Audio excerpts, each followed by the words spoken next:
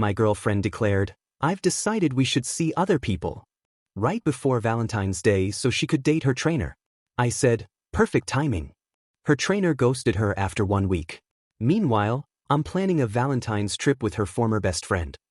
Victoria and I had been together for 8 months, the kind of steady relationship where we'd fallen into comfortable routines, Sunday morning coffee runs, shared Netflix passwords, and those quiet evenings where we'd plan weekend trips while she scrolled through Pinterest boards of couple goals. I'm a 27-year-old project manager at a tech consulting firm, the type who actually enjoys creating spreadsheets and believes in planning ahead, so when Valentine's Day was approaching, I'd already started researching restaurants and thinking about whether this might be the year I'd say something more serious about our future. Then, on a Tuesday night exactly 2 weeks before Valentine's Day, Victoria dropped the bomb that completely blindsided me.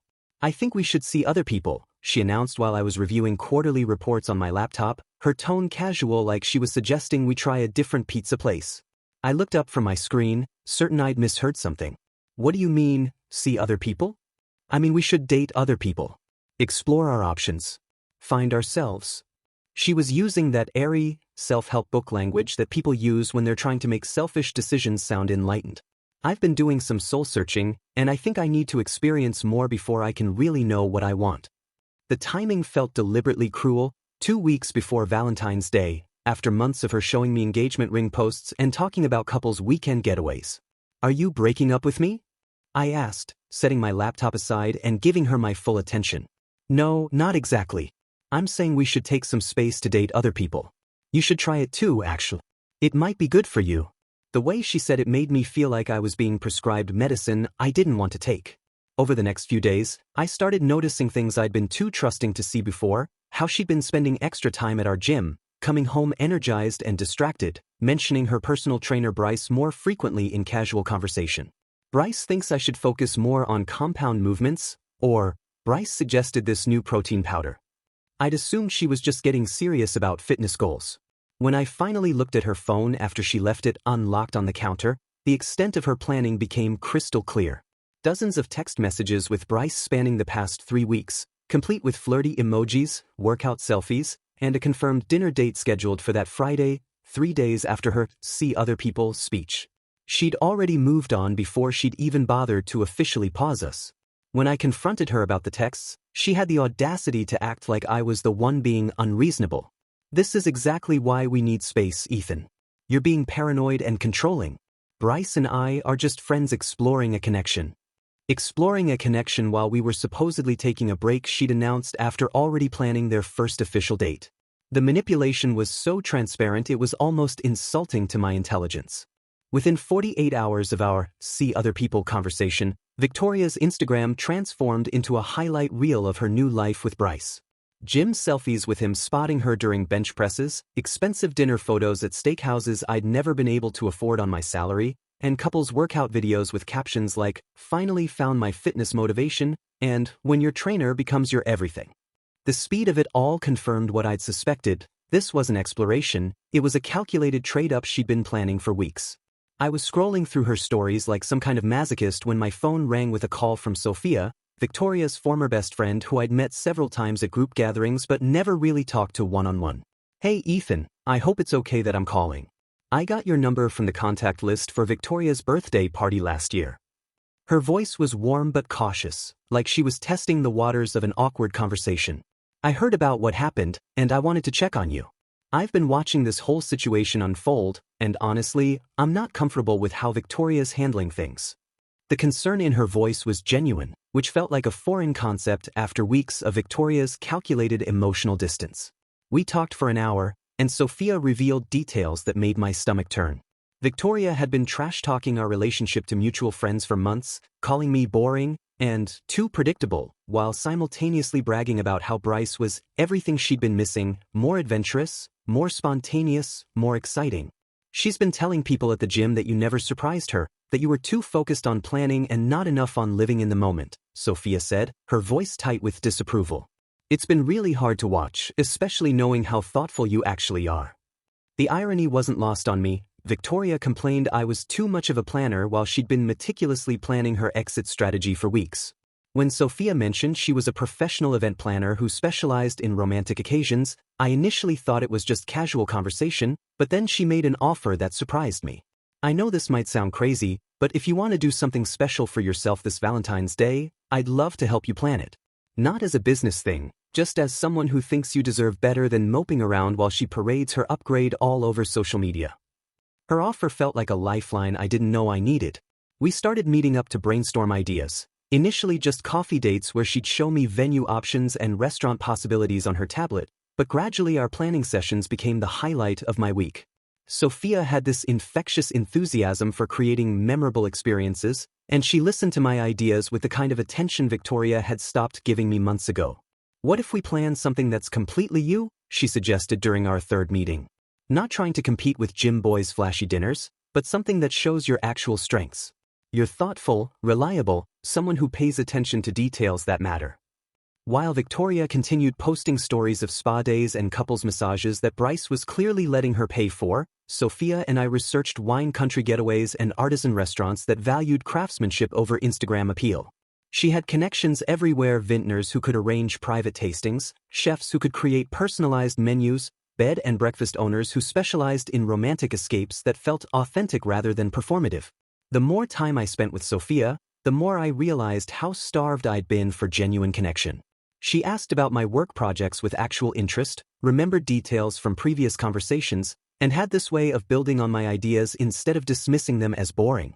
During one of our planning sessions, she admitted something that shifted our entire dynamic. I have to confess something, Ethan. I've had feelings for you for months, probably since Victoria's birthday party when you spent 20 minutes helping my elderly neighbor figure out the rideshare app instead of just enjoying the party. Watching her take you for granted has been really frustrating. The confession hung in the air between us, honest and vulnerable in a way that felt completely different from Victoria's calculated emotional manipulation. I'm not trying to take advantage of your situation, she continued quickly. I just thought you should know that someone sees all the things about you that she's been calling boring. Your thoughtfulness isn't a flaw, it's actually pretty amazing. As Valentine's Day approached, Sophia and I had planned an elaborate weekend that would make Victoria's trainer dates look like amateur hour, wine tastings, a cooking class with a James Beard Award winner, and reservations at a restaurant that required 2-month advance bookings. But more importantly, I was falling for someone who appreciated the very qualities Victoria had spent months making me feel ashamed of. The universe has a funny way of delivering karma exactly when you least expect it. 1 week into February, Victoria's social media presence suddenly went dark. No more gym couple selfies, no more expensive dinner posts, no more stories featuring her fitness motivation. I learned the reason from Marcus, a guy I'd stayed friendly with at our shared gym despite Victoria's attempts to turn our mutual friends against me. Dude, you're not going to believe this, Marcus told me while we were doing cardio side by side. Bryce just completely ghosted Victoria. Blocked her on everything, stopped responding to texts, the whole deal. Turns out he got back together with his ex-girlfriend last weekend. The irony was almost too perfect to be real. But here's the kicker, Marcus continued, clearly enjoying the gossip. Some of the guys were talking, and apparently Bryce was bragging in the locker room about how Victoria had been paying for everything, all those fancy dinners, the spa days, even his gym supplements. He called her his meal ticket, and said he was just having fun until his real girlfriend came back from her work trip. Victoria had traded me in for someone who was using her even more blatantly than she'd used my emotional investment, and she'd been too blinded by his Instagram-worthy abs to see it coming. The day before Valentine's Day, I was at my apartment with Sophia, who was wearing one of my aprons and testing recipes for our weekend cooking class, when my doorbell rang with the aggressive urgency of someone who expected immediate attention. Through the peephole, I saw Victoria standing in the hallway looking like she'd been crying for hours, her usual perfect makeup replaced by puffy eyes and smudged mascara. Ethan, please, I know you're home, she called through the door. We need to talk. I made a huge mistake. I opened the door to find her staring past me at Sophia, who was visible in the kitchen wearing my world's okayest cook apron and stirring something that smelled absolutely incredible. Victoria's face went through a series of expressions: confusion, realization, and then pure fury as she spotted the printed itinerary for our Napa Valley weekend that Sophia had left on my coffee table. Are you kidding me right now? Victoria's voice cracked with disbelief. You're cooking dinner together? You planned a whole romantic getaway? How long has this been going on? The accusation in her tone was rich considering she'd been planning her Bryce adventure for weeks before our supposed break. Since you decided to explore your options with your trainer, I replied calmly. Turns out I found something better while you were busy upgrading. What happened next was the most spectacular emotional meltdown I'd ever witnessed from someone who prided herself on always being composed and Instagram ready. Victoria pushed past me into my apartment like she still lived there, her eyes frantically scanning the evidence of my new life. Sophia's event planning materials spread across my dining table, 2 wine glasses in the sink, and the obvious intimacy of someone else's belongings mixed with mine. This is insane, she said, her voice getting higher with each word. You're seriously dating my best friend? While I was just taking a break to figure things out. The revisionist history was breathtaking. Suddenly our see other people arrangement had become a break, and her pre-planned Bryce dates were just innocent soul-searching. We were supposed to find our way back to each other, Ethan. That's what a break means. You don't immediately jump into bed with the first woman who shows interest. Sophia appeared from the kitchen, wiping her hands on the apron with remarkable composure given the hostile energy Victoria was radiating. Actually, Victoria, you made it pretty clear you'd already found what you were looking for with Bryce. The gym photos and dinner dates were pretty hard to miss. That was different, Victoria snapped. That was me exploring my options, trying to grow as a person. This, she gestured wildly between Sophia and me, this is you two plotting behind my back like vultures.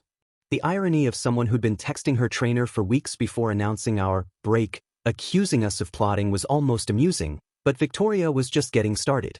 I know exactly what this is, Sophia. You've been waiting for your chance, haven't you? Playing the supportive friend while planning to steal my boyfriend the second I wasn't looking. Sophia's response was calm and devastating. I've been watching you treat him like garbage for months. Calling him boring, complaining that he was too predictable, telling everyone at the gym that Bryce was everything Ethan wasn't. I didn't steal anything, you threw him away. The truth of that statement hit Victoria like cold water, and I watched her face cycle through denial, anger, and something that looked like genuine panic as she realized the full scope of what she'd lost. You don't understand, she said, turning back to me with desperation creeping into her voice. Bryce was a mistake. He was using me, just wanted someone to pay for his meals and buy him supplements. I see that now. What we had was real, Ethan. We can fix this. What we had was you settling for me until something shinier came along, I replied. The only thing you regret is that your upgrade didn't work out the way you planned. Victoria's composure completely cracked then, and she started sobbing those messy, real tears that come from actual devastation rather than strategic manipulation. I was scared, okay? Scared of how serious things were getting between us. Bryce felt safe because I knew it wasn't real, but losing you feels like losing everything. Her confession might have meant something 3 weeks ago, but watching her try to crawl back after her meal ticket dumped her just felt pathetic. I'm sorry you're hurting, I said genuinely, but I'm not your backup plan. I'm not going to be here waiting every time you decide to explore your options. After Victoria finally left, still crying and muttering about how this wasn't over, Sophia and I tried to salvage our evening, but the drama was just getting started. Within hours, Victoria had posted a manifesto on Instagram about betrayal and fake friends, complete with crying selfies and vague references to people who stab you in the back when you're vulnerable. The post exploded with comments, but not in the way Victoria had expected. Instead of sympathy, people started sharing screenshots of her previous posts, the ones where she'd called me boring and predictable, the gym photos with Bryce where she'd tagged him as everything I've been missing, and the dinner posts with captions about finally being with a real man who knows what he wants. Marcus and several other gym members started commenting with receipts of Victoria's trash-talking sessions, including her exact quotes about how I was too safe and not ambitious enough compared to Bryce's supposed business ventures. The narrative Victoria was trying to create about being betrayed by her best friend fell apart when people could see the timeline of her own betrayal in her own posts. Sophia's response was perfect in its simplicity, a single Instagram story showing our dinner reservation confirmation for Valentine's Day at Auberge du Soleil in Napa Valley, with the caption, "Sometimes the best things happen when you least expect them." People immediately started connecting the dots, realizing that while Victoria had been broadcasting her trainer romance, I'd been quietly planning something infinitely more romantic with someone who actually appreciated the effort. The comments on Victoria's post turned from supportive to savage as people realized she was crying about losing something she'd publicly thrown away, and the social media war she'd started backfired spectacularly as her own words became the evidence of her character. Victoria's response to losing the social media battle was to escalate into full-scale warfare, alternating between pathetic attempts to win me back and calculated efforts to destroy my relationship with Sophia. The morning after her Instagram meltdown, I received a text that perfectly captured her mental state. "I know you're just doing this to hurt me. When you're ready to stop playing games and talk like adults, I'll be here." The delusion that my happiness was somehow a performance designed to spite her was almost impressive in its narcissism. When emotional manipulation failed, Victoria moved to financial warfare, canceling our shared gym membership without warning and sticking me with the early termination fee. I only discovered this when I showed up for my usual morning workout and found my key card deactivated, with the front desk staff looking genuinely uncomfortable as they explained that Victoria had invoked some clause about domestic partnership dissolution that I'd never even knew existed. Her petty victory cost me $300 and the inconvenience of finding a new gym, but it also cut the last physical tie between us, which honestly felt liberating. The rumor campaign started immediately after the gym incident, with Victoria telling anyone who would listen that Sophia had been stalking me for months and had deliberately sabotaged our relationship. She positioned herself as the victim of a calculated seduction, conveniently forgetting that she'd been the one texting her trainer for weeks before announcing our break. When mutual friends started asking me about these allegations, I simply showed them the timeline. Victoria's Instagram posts with Bryce dated weeks before Sophia and I had our first coffee meeting, making it impossible for anyone with basic math skills to believe her version of events. Victoria's most desperate move came when she contacted my workplace, claiming I was having an inappropriate relationship with a client and demanding they investigate my professional conduct. My manager called me into his office looking genuinely confused as he explained that someone had filed a formal complaint alleging I was using company resources to conduct an affair with Sophia, who she claimed was a client.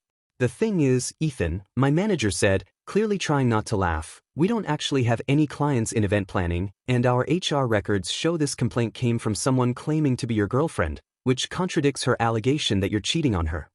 The complaint was so transparently vindictive that it actually made me look like the victim of harassment rather than the perpetrator of misconduct, and my manager ended up apologizing for having to bring it up at all. But Victoria's most spectacular public meltdown happened at the gym, where she apparently cornered Bryce during his evening shift and demanded an explanation for why he'd ghosted her after she'd been nothing but generous and supportive. Marcus, who witnessed the entire scene, called me immediately afterward with a play-by-play that was better than any reality TV drama. "Dude, she completely lost it," Marcus said, barely able to contain his excitement. "She was screaming at him in front of everyone about how she'd paid for everything, bought him supplements, covered all their dates, and he just stood there looking embarrassed while she aired all their business." The confrontation escalated when Victoria started throwing gym equipment, accusing Bryce of using her as a meal ticket while he was secretly back with his ex-girlfriend. "The best part," Marcus continued, "was when she demanded he pay her back for all the money she'd spent on him, and he just laughed and said she'd volunteered to pay because she was trying to impress him. Security had to escort her out, and management banned her permanently for causing a disturbance." The drama reached peak absurdity when I discovered, through Sophia, that Bryce's ex-girlfriend was actually her cousin Elena, who worked as a pharmaceutical sales rep and had been traveling for work during his brief Victoria experiment. Elena reached out to Sophia with information that made Victoria's situation even more pathetic than we'd realized. "Sophia told me what's been happening with your ex," Elena said when she called me directly. "I thought you should know that Bryce has been running this same scam on multiple women at different gyms across the city. Victoria wasn't special, she was just his most gullible target." Elena revealed that Bryce had a rotation system, targeting women who seemed financially stable and emotionally vulnerable, letting them compete for his attention while he collected free meals, supplements, and ego boosts. "He showed me screenshots of her texts," Elena continued. "She was practically begging him to let her buy him things, talking about how she'd never been with someone so motivated and ambitious. He was laughing about how easy it was to get her to pay for everything." The final piece of Victoria's vindictive campaign involved trying to destroy Sophia's business reputation by leaving fake negative reviews on every platform she could find, claiming Sophia was unprofessional, unreliable, and had stolen her boyfriend during a consultation. The reviews were so obviously fake, posted from new accounts with no other activity, all using similar language and focusing more on personal grievances than actual service issues, that most platforms removed them within days. But Sophia's existing clients rallied to defend her, posting genuine positive reviews that highlighted her professionalism and creativity, ultimately boosting her business profile more than Victoria's sabotage had damaged it. You know what the funny thing is? Sophia said as we looked at her review page, now filled with glowing testimonials from grateful clients. She actually helped my business by forcing all my happy customers to go public with their recommendations. I've gotten 3 new bookings just from people who saw the drama and wanted to support me. Victoria's escalating revenge campaign had backfired at every level. The gym drama made her look unhinged, the workplace complaint made me look like a harassment victim, the fake reviews boosted Sophia's business, and every public scene she caused just provided more evidence of her true character to anyone who'd been on the fence about our situation. Valentine's Day itself became the stage for Victoria's most spectacular public humiliation, though she orchestrated it entirely herself through a combination of desperation and terrible decision-making. Somehow, she discovered our dinner reservation at Chez Laurent, probably through social media stalking or mutual friends, and decided that crashing our romantic evening with witnesses would expose our affair and win public sympathy for her situation. Sophia and I were enjoying appetizers and wine when Victoria burst through the restaurant's entrance like she was staging an intervention, flanked by 2 women I recognized from the gym who looked increasingly uncomfortable as they realized what they'd been recruited for. "There they are," Victoria announced loudly enough for half the restaurant to hear, pointing at our table with the dramatic flair of someone who'd been rehearsing this moment. The cheating boyfriend and the backstabbing best friend, having their romantic Valentine's dinner while I'm left picking up the pieces of their betrayal. The entire restaurant went silent, with couples pausing mid-conversation to stare at the unfolding drama, but Victoria seemed energized by the attention rather than embarrassed by it. "I brought witnesses," she continued, gesturing to her increasingly mortified companions, "because I want everyone to see what kind of people you really are. Sneaking around behind my back, planning this whole relationship while pretending to be my friend."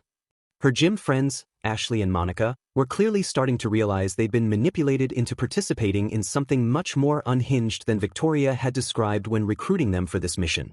Before I could respond to her accusations, the restaurant manager appeared with the kind of professional composure that comes from years of dealing with difficult situations. "Excuse me, Miss Chin," he said, addressing Sophia with obvious recognition and respect. "I'm so sorry about this disruption. We certainly didn't expect anyone to disturb your Valentine's celebration." It turned out that Sophia had planned and executed the restaurant's grand opening events 6 months earlier, creating an elegant wine-tasting experience that had launched them successfully into the local fine dining scene. "Miss Chen is one of our most valued event partners," the manager continued, his tone becoming firmer as he addressed Victoria's group. "I'm going to have to ask you and your friends to leave immediately. This behavior is completely unacceptable in our establishment."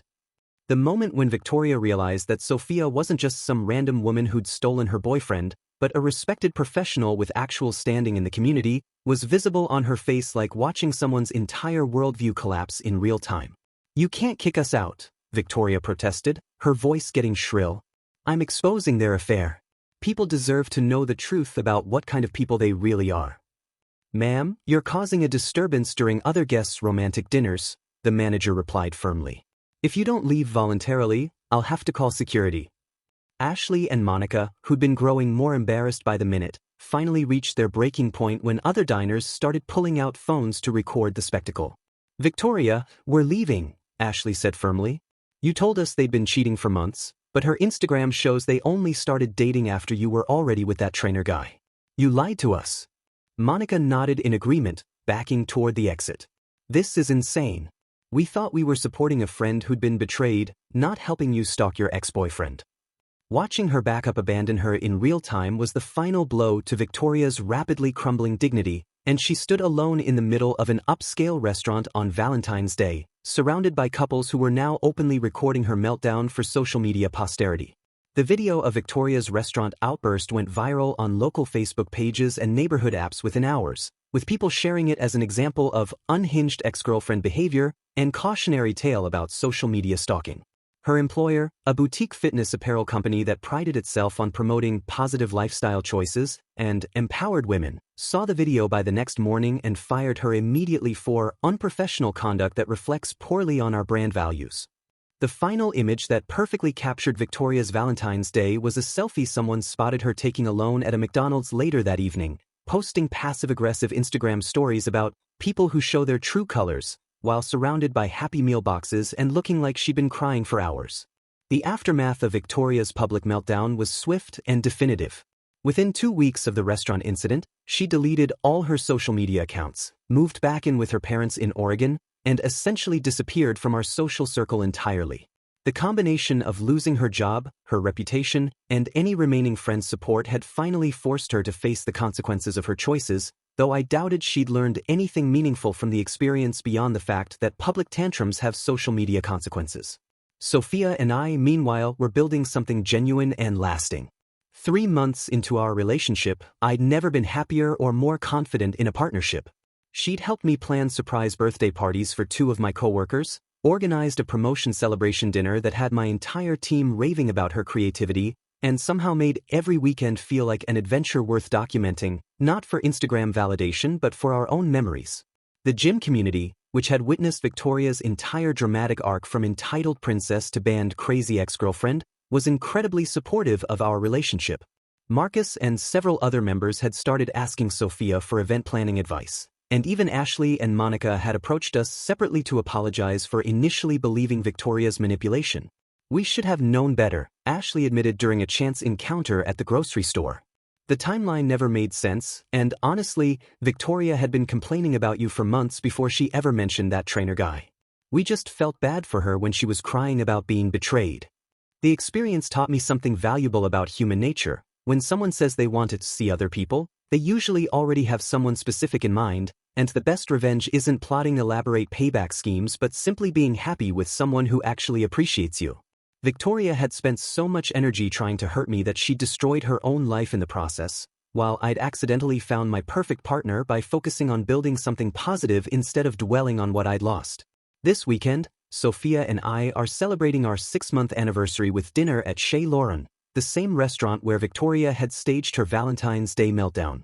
The manager, who remembered us from that dramatic evening, personally called to offer us the best table in the house and complimentary champagne, joking that we provided more entertainment than most of their anniversary couples. Sophia thought the irony was perfect, and honestly, so did I. Sometimes the best endings happen in the same places where the worst chapters tried to destroy you.